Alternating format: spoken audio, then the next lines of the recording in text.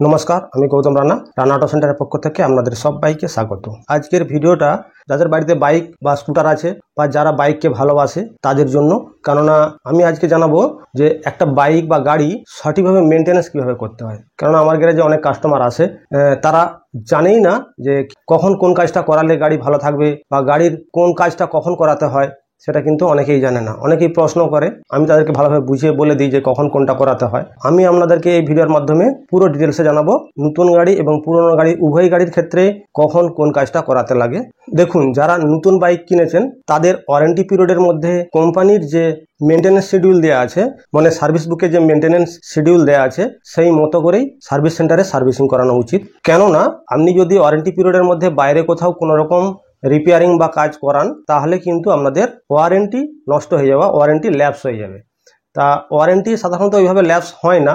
কি হয়, শোরুমওয়ালারা সামান্য একটা ছোটোখাটো সুযোগ খুঁজে, কোনো রকম সুযোগ পেলে আমাদের ওয়ারেন্টিটাকে ল্যাপস করে দেয়। তা সমস্ত শোরুমে করে না, তা আমি সমস্ত শোরুমের কথা বলছি না, তা ম্যাক্সিমাম শোরুমেই কিন্তু এই ধরনের সমস্যা হয়। তা যাদের কাছে নতুন বাইক আছে, মানে ওয়ারেন্টি পিরিয়ডের মধ্যে এখনও চলছে, তারা অবশ্যই শোরুমে টাইম টু টাইম সার্ভিসিংগুলো করিয়ে নেবেন। তা কখন কোনটা করাতে হয়, কেননা গাড়ি কেনার সময় আপনাদেরকে বলে দেয় কখন ফার্স্ট সার্ভিসিং আছে এবং কখন সেকেন্ড, পরপর করে। বিভিন্ন কোম্পানি বিভিন্ন রকম, কোনো কোম্পানি দেয় 3টা ফ্রি সার্ভিস, কোনো কোম্পানি দেয় 4টা, আবার কোনো কোম্পানি 5টা দেয়। তাহলে যেই কোম্পানি যেরকম সেই মতো করে আপনাদের টাইম টু টাইম সার্ভিসিংটা অবশ্যই করানো উচিত। কেননা আমাদের কাছে গাড়িটা এতটাই মূল্যবান প্রয়োজনীয় জিনিস হয়ে পড়েছে, গাড়ি ছাড়া কিন্তু আমরা এক পাও চলতে পারি না। তা এখন কিন্তু প্রায় ম্যাক্সিমাম 90% বাড়িতেই কিন্তু হয় স্কুটার নাহলে বাইক আছে। এই বাইকটা চালাতে গিয়ে যদি আমরা রাস্তাঘাটে কোথাও বিপদে পড়ি, সেটা কিন্তু বিরাট সমস্যা। তা সেই জন্য টাইম টু টাইম অবশ্যই আপনারা সার্ভিসিং করাবেন। কিন্তু সার্ভিসিংটা কখন করাবেন, যেমন ধরুন হুন্ডা বাইকের ক্ষেত্রে প্রথম যে ফার্স্ট সার্ভিসিংটা হবে, মানে প্রথম ফ্রি ফার্স্ট সার্ভিসিং যেটা হবে, সেটা কিন্তু 1000 কিলোমিটার অথবা 1 মাস, মানে যেটা আগে হবে। যদি 1 মাসের মধ্যে আপনার 1000 কিলোমিটার না হয়ে থাকে, তবুও আপনাকে বাইকটা কিন্তু শোরুমে সার্ভিসিং করাতে নিয়ে যেতে হবে। আর যদি দেখেন যে 15 দিনের মধ্যেই আপনার 1000 কিলোমিটার গড়ে গেছে, তাহলেও কিন্তু আপনাদেরকে 1000 গড়ে যাওয়া মাত্রই আপনাদেরকে শোরুমে গিয়ে ফার্স্ট সার্ভিসিংটা করিয়ে নিতে হবে। আর সেকেন্ড সার্ভিসিং যেটা হোন্ডা কোম্পানি বলতে চেয়েছে, 6000 কিলোমিটার অথবা 6 মাস অন্তর অন্তর, মানে 6000 কিলোমিটার যদি আগে হয়ে যায়, তাহলে আপনি পরের সার্ভিসিংয়ে যাবেন, পরের 3, 4, 5 যেটা আছে সেই সার্ভিসিংয়ে যাবেন। আর অথবা 6 মাস, মানে 6 মাস পেরোনোর আগেই কিন্তু আপনাদেরকে পরের সার্ভিসিংগুলো করিয়ে নিতে হবে। আর হিরো গাড়ির ক্ষেত্রে কি দেওয়া আছে, ফার্স্ট সার্ভিসিং কিন্তু এরকম 500 থেকে 1000 কিলোমিটারের মধ্যে, সেটা 1 মাস। আর সেকেন্ড সার্ভিসিং মানে পরপর যে তারপরের সার্ভিসিংগুলো 3000 কিলোমিটার অথবা 3 মাস অন্তর। এটা তো গেলো মেনটেন্যান্স শিডিউল অনুযায়ী সার্ভিসিং কখন করাবেন। তাছাড়াও গাড়ি চালাতে গিয়ে যদি দেখেন যে অস্বাভাবিক কোনো আওয়াজ এসছে বা অস্বাভাবিক কোনো সমস্যা হচ্ছে গাড়ি চালাতে গিয়ে, তাহলে অবশ্যই কিন্তু আপনাদেরকে গাড়িটাকে চেক করিয়ে নিতে হবে। আরটা খুবই গুরুত্বপূর্ণ কথা, যখন আপনি সার্ভিসিংয়ে দিতে যান, তখন আপনি ঘর থেকে ভেবে গেছেন বা চালাতে চালাতে মনে হয়েছিল যে আপনার 5 থেকে 7টা প্রবলেম আছে, কিন্তু যখন আপনি সার্ভিসিংয়ে গেলেন, সেখানে যখন তারা নোট করছে, আপনার কাছে যখন জানতে চাইছে কী কী প্রবলেম আছে, তখন কিন্তু আপনি প্রায় 2-3টা প্রবলেমের কথা ভুলেই গেছেন। সেই জন্য সার্ভিসিং করার আগে বা যখনই কোনো রকম প্রবলেম হবে, তখনই একটা কিছু নোট করে রাখুন আপনার কি সমস্যা, কখন কি ধরনের সমস্যা হচ্ছে। বা মোবাইলে এখন তো নোটপ্যাড আছেই, সেই মোবাইলেও আপনি নোট করে রেখে যেতে পারেন। তাহলে কী হয়, সার্ভিসিং করতে দেওয়ার সময় সমস্ত প্রবলেমগুলো আপনি সহজে তাদেরকে বোঝাতে পারবেন বা বলে ঠিক করিয়ে নিতে পারবেন। আর সার্ভিসিংয়ে গিয়ে সবথেকে যেটা সমস্যা হয় আমি দেখেছি, মানে ম্যাক্সিমাম শোরুমেই, আমি সব শোরুমের কথা আদৌ বলছি না, ম্যাক্সিমাম শোরুমে দেখা গেছে তারা সাধারণত কি করে, ছোটোখাটো সমস্যা যেগুলো সেগুলো সলভ করে। যেমন ধরুন গাড়ি ওয়াশ, চেন ব্রেক হাওয়া দেখে ও আপনার ঠিক হয়ে গেছে, গাড়ি চলে যান, এইভাবেই কিন্তু করে ছেড়ে দেয়। বিশেষ করে ইঞ্জিন অয়েলটা ওরা চেঞ্জও করে। তবে সার্ভিসিং করতে যাওয়ার সময় একটা কথা খেয়াল রাখবেন, আপনাদের যে সার্ভিসিং বুকটা দেওয়া আছে, ওতেই কিন্তু লেখা আছে কোন কাজটা করা হয় বা কোন কাজটা চেক করতে হয়, কোনটা চেঞ্জ করতে হয়, কোনটা রিপ্লেস করতে হয়, কোনটা লুব্রিকেন্ট করতে, সব কিন্তু মেনটেন্যান্স শিডিউলের মধ্যে সমস্ত কিছু দেওয়া আছে। আপনারা কিন্তু মিলিয়ে দেখে নেবেন। আর যাদের নতুন গাড়ি নয়, ওয়ারেন্টি পিরিয়ড পেরিয়ে গেছে, তারা কখন কোন কাজটা করাবেন, কেননা ম্যাক্সিমাম লোকেরই পুরনো গাড়ি আছে, তাদের কিন্তু খুবই গুরুত্বপূর্ণ ব্যাপার আছে। তাদের মেনটেন্যান্সটা করতে গেলে কিন্তু দুরকমভাবে মেনটেন্যান্স করা যায়। একটা আছে নর্মালি মেনটেন্যান্স, যারা মানে বিশেষ করে সময় পায় না, খুবই ব্যস্ত মানুষ, তারা তো গাড়ির কাজ করার সময়ই পায় না। কিন্তু আমি কয়েকটা টিপস দেবো যে এই কটা জিনিস আপনারা অন্তত মাসে বা সপ্তাহে আমি শিডিউল অনুযায়ী বলে দেবো, সেই মতো করে কিন্তু চেক করে নেবেন। তা আমি আপনাদেরকে যে শিডিউল বা পরপর করে যে কাজগুলো করাতে হয় যেটা জানাবো, সেইটা মেনে যদি আপনারা চলেন, তাহলে কিন্তু আপনার গাড়ি দীর্ঘ বছর পর্যন্ত চলবে এবং তার সঙ্গে আপনাকে কিন্তু রাস্তাঘাটে কোথাও বিপদে ফেলবে না। দেখুন, সব থেকে ছোটো কাজ থেকে আমি শুরু করি। যেমন সর্বপ্রথম আপনাদেরকে হাওয়া চেক করা। একটা গাড়ির হাওয়া কিন্তু খুবই গুরুত্বপূর্ণ। হাওয়া যদি কম থাকে তাহলে আপনার বাইকের মাইলেজও কম পাবেন এবং গাড়ির ইঞ্জিনেরও প্রেশার পড়বে, লোডও বেশি পড়বে। আর গাড়িতে যদি হাওয়া বেশিও হয়ে যায় তাহলেও কিন্তু প্রবলেম। বিয়ারিং তাড়াতাড়ি খারাপ হবে, চেন স্পকেট সকার তাড়াতাড়ি খারাপ হবে, তার সঙ্গে হ্যান্ডেল রেসারও তাড়াতাড়ি খারাপ হবে। কতদিন ছাড়া চেক করাবেন? দেখুন এখনকার ম্যাক্সিমাম গাড়ি কিন্তু টিউবলেস টায়ার। তার টিউবলেস টায়ারের একটা প্রবলেম আছে, যেমন ধরুন যদি কোনো কারণবশত দুই একটা পাংচার হয়ে থাকে, সেখানে যদি সারানো হয়ে থাকে তা ওই টিউবলেস টায়ারে হাওয়া কমে যাওয়ার রোগ থাকে। তা সেই জন্য আপনারা প্রতি 1 সপ্তাহ অথবা 15 দিন, মানে 7 থেকে 15 দিন অন্তত কমসে কম হাওয়াটা চেক করান। যেখানে খুশি রাস্তাঘাটে চলতে যেখানে দেখতে পাবেন হাওয়া চেক করার একটা ব্যবস্থা আছে, রাস্তার ধারে তো এখন ম্যাক্সিমাম জায়গায় হাওয়া চেক করার ব্যবস্থা থাকে, তো ওইখানে কমসে কম হাওয়াটা চেক করিয়ে নেন। তা কতদিন ছাড়া? 7 থেকে 15 দিনের মধ্যে। এরপর প্রতি 500 কিলোমিটার অন্তর অথবা 15 থেকে 20 দিন অন্তর 3টে কাজ করাবেন: চেন টানা, 2টা ব্রেক অ্যাডজাস্ট এবং ক্লাচ অ্যাডজাস্ট। তা এইটা কিন্তু আপনাদের প্রতি 500 কিলোমিটার অন্তর অথবা 15 থেকে 20 দিন অন্তর করানো উচিত। সব থেকে বেশি সমস্যা হয় চেনের। চেন আমাদের ঢিলে হয়ে গেছে, আমরা বুঝতে পারি না, তাতেই চালিয়ে যাচ্ছি। এবার এখনকার গাড়িতে কি হয়, ম্যাক্সিমাম গাড়িতে প্লাস্টিকের চেন কভার, এতে করে বোঝা যায় না চেনটা কতটা ঢিলা হয়েছে। কারণ টিনের কভার হলে ঢকঢক করে আওয়াজ হতো, তো যার জন্য আপনি বুঝতে পারেননি আর তাতেই চালিয়ে গেছেন, আর একটা সময় চেন খুলে পড়ে গেছে, রাস্তাঘাটে ফেসে বসে থাকবেন। আর ঢিলে চেনে চালিয়ে কি হয়, চেনের যে চেন স্পকেটে যে দাঁতাগুলো থাকে তার বিশেষ করে ডগের দিকে প্রেশারটা বেশি পড়ে, তখন ডগগুলো ক্ষয়ে গিয়ে এক সাইড বেঁকে যায়, এর ফলে চেন স্পকেট তাড়াতাড়ি নষ্ট হয়ে যায়। সেই জন্য 500 কিলোমিটার অথবা 15 থেকে 20 দিন অন্তর অবশ্যই চেনটা টানবেন। তার সঙ্গে ক্লাচ এবং ব্রেক, এই দুটো আমাদের যেহেতু কন্ট্রোলের জিনিস, সেই জন্য এই দুটোকে আমাদের সঠিক রাখতে হবে। তা ক্লাচ এবং 2টা ব্রেক ওই 15 থেকে 20 দিন অন্তর আপনারা চেক করে নেবেন। এরপর আসছি আরেকটা গুরুত্বপূর্ণ কাজ, যেটা করাবেন প্রতি 2000 কিলোমিটার অন্তর অথবা 2 থেকে 3 মাস অন্তর, যেটা আগে হবে। কারো যদি 2000 1 মাসের মধ্যে হয়ে যায় তো করে নিতে পারেন, অথবা দেখা গেল যে তার 3 মাস হয়ে গেছে অথচ 1000 কিলোমিটারও চলে না, তাদের ক্ষেত্রে অন্তত কমসে কম 2 মাস থেকে 3 মাসের মধ্যেও করাতে পারেন, অসুবিধা নেই। তা 2 থেকে 3 মাসের মধ্যে কী কাজটা করাবেন? সর্বপ্রথম মোবিল চেঞ্জ, প্রতি 2000 অন্তর মোবিল চেঞ্জ করানো উচিত। তা এখন আপনারা বলতে পারেন, দেখুন আমি সিনথেটিক ঢালি, আমি 1000 টাকা দামের লিটারের মোবিল ঢালি, তা আমার কোম্পানি বলে যে 5000 চালাতে।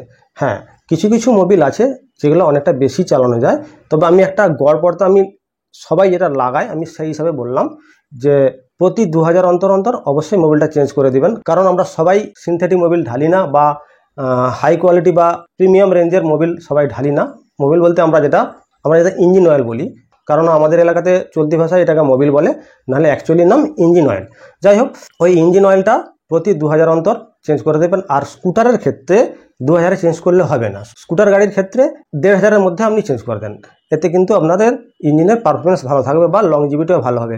আর স্কুটারে কেন 1500? কারণ স্কুটারের গাড়ি ইঞ্জিন একটু বেশি হিট হয়, সেই জন্য ওতে ইঞ্জিন অয়েলটা তাড়াতাড়ি খারাপ হয়ে যায়। 1500 কিলোমিটারের মধ্যে ইঞ্জিন অয়েলটা কিন্তু চেঞ্জ করে দেবেন। আর কি করাবেন? এয়ার ফিল্টার পরিষ্কার। দেখুন, এয়ার ফিল্টার 2 রকম হয়, স্পঞ্জের এয়ার ফিল্টার হয় আর কাগজের। তা স্পঞ্জের এয়ার ফিল্টারগুলোকে আমরা পরিষ্কার করে লাগাতে পারি, কিন্তু কাগজের এয়ার ফিল্টার, বিশেষ করে যে কাগজের এয়ার ফিল্টারের মধ্যে অয়েল দেওয়া আছে, ওটা কিন্তু আমরা পরিষ্কার করতে পারি না বা পরিষ্কার করা উচিত নয়। ওই এয়ার ফিল্টারটাকে আমাদের কিন্তু চেঞ্জ করে দেওয়াই বেটার হবে। তাহলে আমরা কি করব, ওই 2000 কিলোমিটার অন্তর এয়ার ফিল্টারটাকে অবশ্যই চেক করব, যদি মনে হয় খারাপ তাহলে অবশ্যই আমরা ওটাকে চেঞ্জ করে দেবো।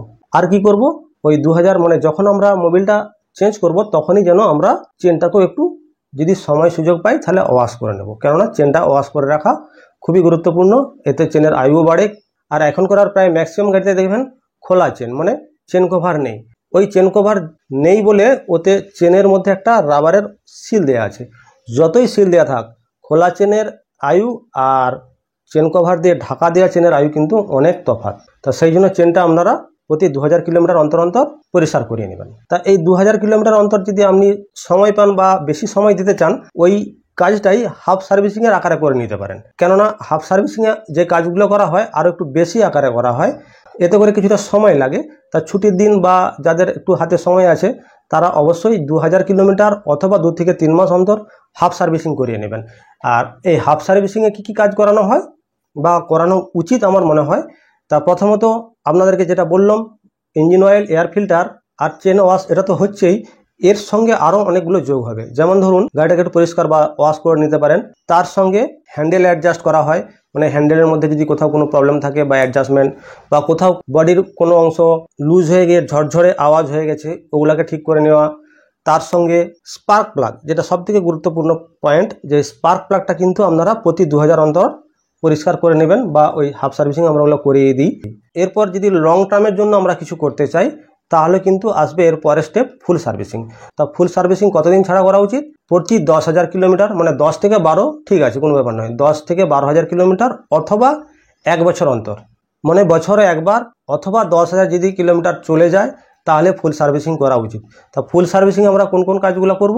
হাফ সার্ভিসিংয়ে যে কাজগুলো বললাম ওই কাজগুলো তো হবেই, ওর সঙ্গে সামনের ফ্রক অয়েল আমরা চেঞ্জ করে দেবো, কেননা কোম্পানির নিয়ম অনুযায়ী ওই ফ্রক অয়েল 10,000 অন্তর চেঞ্জ করা উচিত। সেই জন্য আমরা সামনের যে দুটো হাইড্রোলিক শকার আছে ওর মধ্যে যে হাইড্রোলিক অয়েল থাকে ওইটাকে আমরা চেঞ্জ করব।